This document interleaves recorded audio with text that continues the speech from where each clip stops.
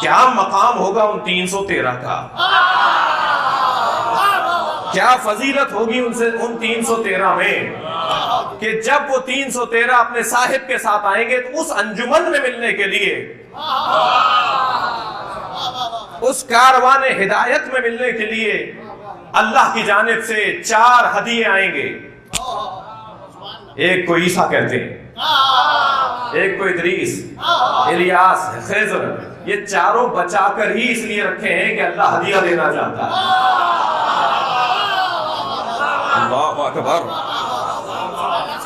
اور ہر امام معصوم کا وہ صحابی کہ جسے تمام صحابہ میں فضیلت حاصل تھی، وہ اس نبی اور اس امام اور اس ہادی کی طرف سے ہدیہ ہوگا. لہذا پیغمبر کے صحابہ میں، پیغمبر کے اصحاب میں کس کی فضیلت روشن ہے؟ بھائی وہی نا جس کو 10واں درجہ حاصل ہے. لہذا اصحاب پیغمبر میں واحد صحابی ہیں جو امام مہدی کی خدمت میں آئیں گے، ہے سلمان فارسی. توجہ کر رہے ہیں حضرات؟ اچھا، یہ نبی نے تو اپنا ہدیہ بھیج دیا، اللہ نے 4 نبی بھیج دیے ہدیے میں. سرکار دو جہاں نے اپنا ہدیہ بھیج دیا حضرت سلمان فارسی کی صورت میں. مولا کائنات کسے بھیجیں گے؟ مولا کائنات مالک اشتر کو.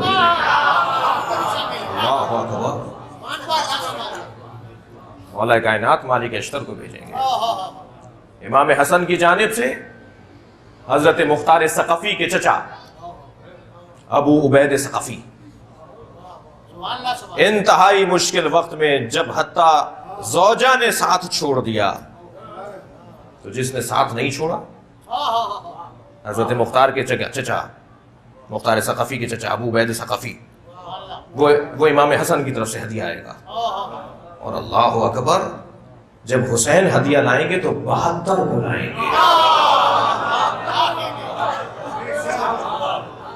اصحاب امام مہدی میں شہداء کربلا سب،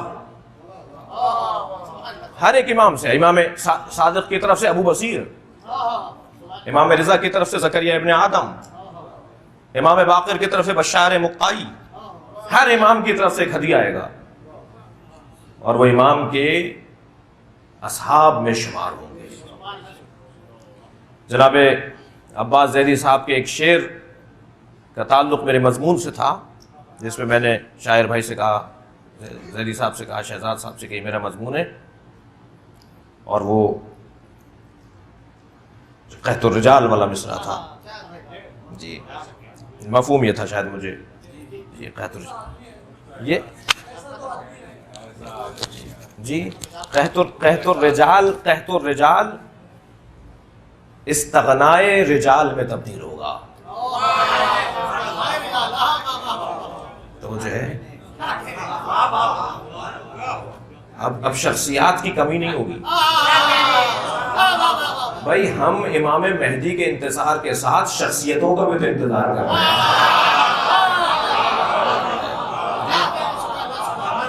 لہذا روایت میں ہے، میں آج العبقری الاحسان علامہ آیت اللہ علی اکبر نہاوندی کی جو 10 جلدوں میں امام سے متعلق انہوں نے کتاب لکھی ہے، 10 جلدوں میں پوری ایک جلد لکھی ہے انہوں نے کہ امام تبرکات کیا لائیں گے، امام کے ساتھ کیا کیا چیزیں آئیں گی تبرک کے طور پر. انبیاء کرام کی چیزیں، اولیاء عظام کی چیزیں، ائمہ کی چیزیں، ان میں سے ذوالجناح پر بیٹھ کر آئیں گے، ذوالفقار لے کر آئیں گے. پوری 10 جلدوں میں کتاب ہے. اس کی ایک جلد کے اندر اصحاب امام سے متعلق وہ لکھتے ہوئے کہتے ہیں کہ 40 عاقل ترین افراد کی عقل ایک جگہ پر جب جمع ہوگی تو ایک امام کے صحابی کی عقل بنے گی.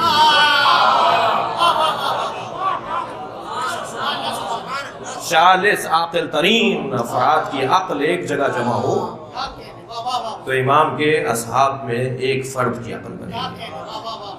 اور میرے معصوم امام فرماتے ہیں کہ جب وہ زمین پر ظاہر ہوں گے، جب وہ زمین پر ظاہر ہوں گے تو وہ سب سے زیادہ جشن جو منائے گا وہ زمین منائے گی. زمین جشن منائے گی. اچھا آپ بھی جشن مناتے ہیں؟ زمین کا جشن دیکھیے کیسا ہے. جب وہ زمین پر ظاہر ہوں گے تو زمین جشن منائے گی، اور زمین کا جشن یہ ہوگا کہ کوئی خطہ ایسا نہیں ہوگا جو بنجر رہ جائے. پڑھیں عظمت مولا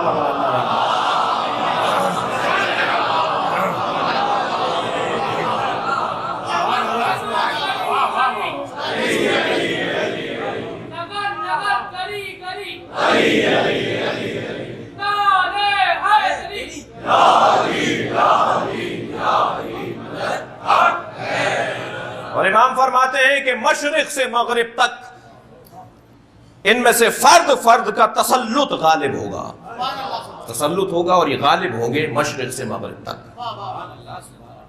ان کا روب و جلال، ان کا مقام و منزلت ایسی ہوگی کہ کوئی ان کے سامنے ٹھہرنے کی جرت نہیں رکھتا ہوگا۔ پروردگار عالم انہیں خاص مقام عطا کرے گا۔ عزیزان گرامی، ان صاحبان فضیلت کے لیے قرآن میں کوئی بشارت ہے؟ ان کے بارے میں قرآن میں کوئی آیت ہے؟ کوئی اللہ نے جیسے صاحب کے آنے کی بشارت دی ہے، ایسے ان کے آنے کی بھی کوئی مجدہ سنایا ہے؟ پروردگار عالم نے ان کے آنے کی بھی خوشخبری سنائی ہے، اور صرف خبر نہیں سنائی ہے بلکہ ان کی صفتوں کو بھی بیان کیا ہے، ان کے صفات کو بھی بیان کیا ہے۔ اور صفات ہی کا وہ لفظ ہے یا صفات ہی کا وہ مفہوم ہے جسے میں نے ایک جملے میں عرض کیا کہ بغیر ریاضت کی فضیلت نصیب نہیں ہوتی۔ اور دعوت عام ہے کہ جو ان صفات پر پورا اترے گا وہ اس قافلے میں شریک ہو جائے گا۔ اور شاید اس محفل، اس مجلس اور اس عشرے کا مقصد بھی یہی ہے کہ صفات امام کو بیان کیا جائے تاکہ قافلہ تیار ہو جائے۔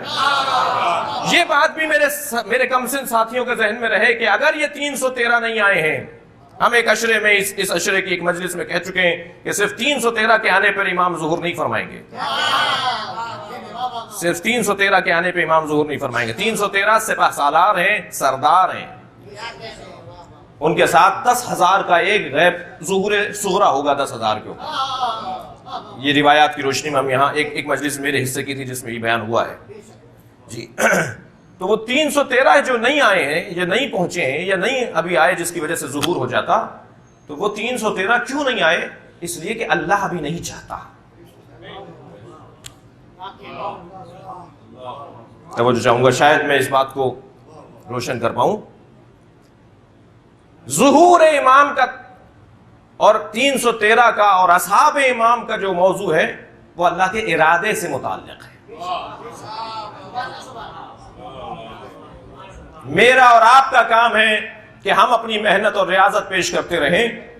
ہماری محنت کے نتیجے میں جب اللہ کا ارادہ ہوگا تو اسی کو تو بدا کہتے ہیں۔ صلوات پڑھیں محمد و آل محمد۔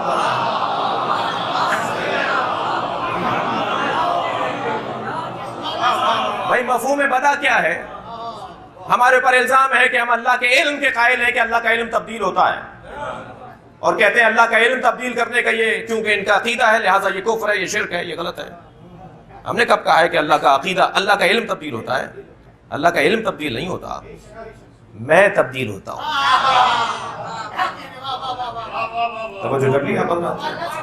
بس جب اللہ کا ارادہ بن جائے گا تو پھر امام ظہور فرمائیں گے، اور اللہ کے ارادے کا ہونا یہ ہے بدا، جب چاہے گا ارادہ کرے گا۔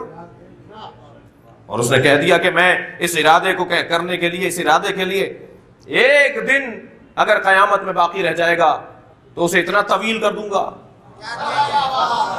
وہ ایک دن اتنا طویل ہو جائے گا کہ جو کچھ دنیا میں مجھے کرنا ہے میں کروں گا۔ وہ ایک دن کئی سالوں پر محیط ایک دن ہو جائے گا، سورج ڈوب ہی نہیں رہا، سورج ڈوب ہی نہیں رہا، اس لیے کہ ابھی عدل الہی نافذ نہیں ہوا۔